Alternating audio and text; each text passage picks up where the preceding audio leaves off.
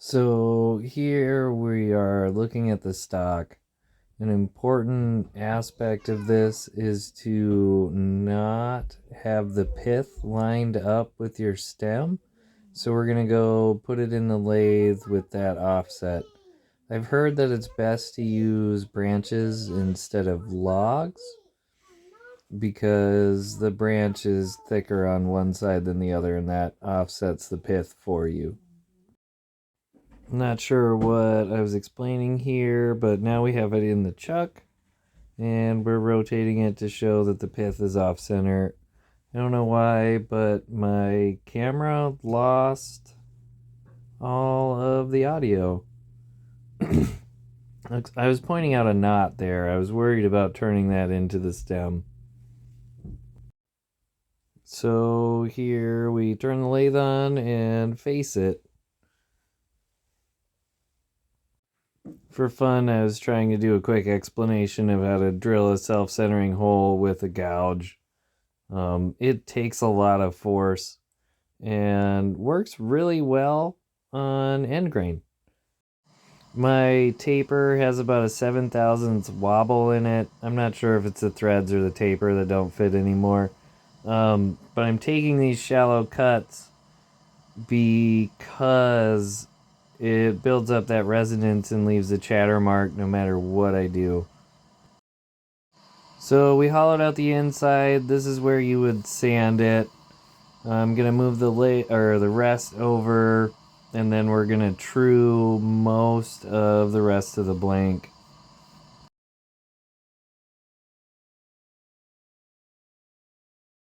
Here I accidentally filled up my camera's memory and we missed all of the turning.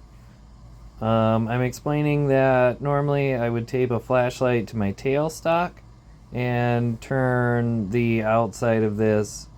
It gets down to about 3 millimeters before you can start to see light through it. Depending on the species, it'll stay transparent or it won't. And here I'm showing straight grain is easy to see through. Knots are more difficult. So it's not a perfect representation of thickness. And the light is almost cheating, I feel. You need a feel for it. So turn the lights back on and show you how I work down to the stem. Just a little bit at a time, maybe like an inch or two tops. We've got about our stem thickness. I'm gonna put the tailstock in to stop our off-center bowl from messing with us too much and support the rest of the stem. The tailstock needs to be in there with very little pressure, and this is also a good time to sand the outside of the bowl.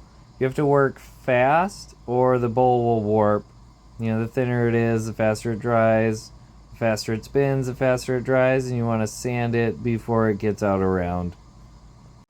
I like my rest to be right about center, maybe just a little lower for this. I started kind of high.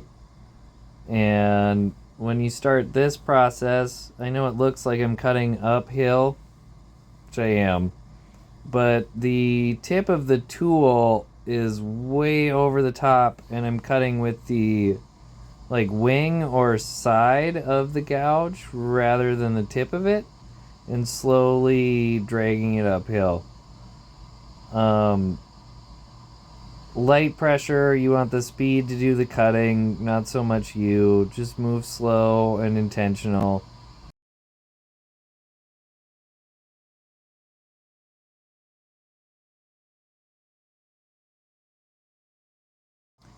You see that it's kind of hairy here. My tool is really dull. I should have stopped and sharpened. It would have been smart to sharpen after I finished the bowl. Here I decide to hand steady the shaft because it's starting to move on me and it gets me a much cleaner cut. Basically, my forefinger and middle finger is steadying the shaft, and my thumb is putting all of the pressure onto the gouge, and then my left hand is just kind of holding it. The camera is not close enough to show you the difference in cut, but it is very significant. So much better with the hand steadying than without. And these stems don't really like to sand. It's really easy to twist them off.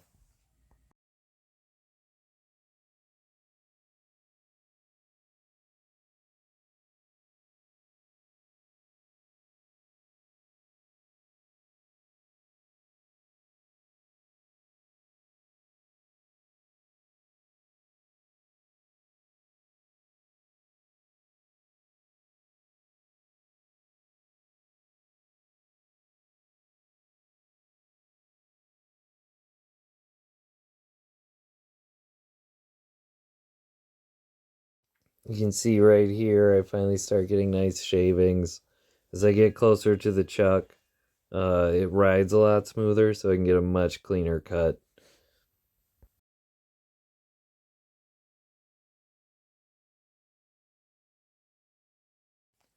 Right around this point, the whole shaft is starting to move all on its own, just because of how thin and all of the drying.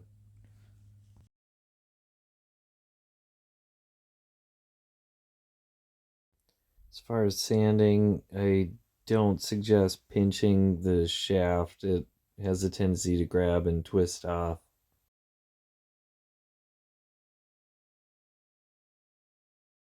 Generally, I part them off with the tailstock in. This time I didn't.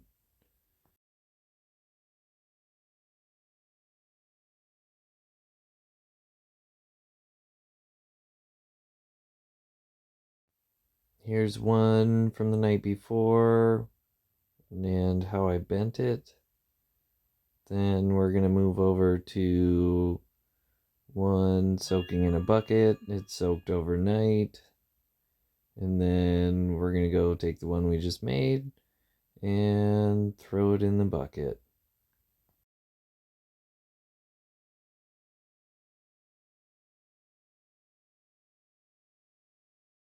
You want to be careful about how much weight you put on it. Like a 1 liter water bottle is usually the right size.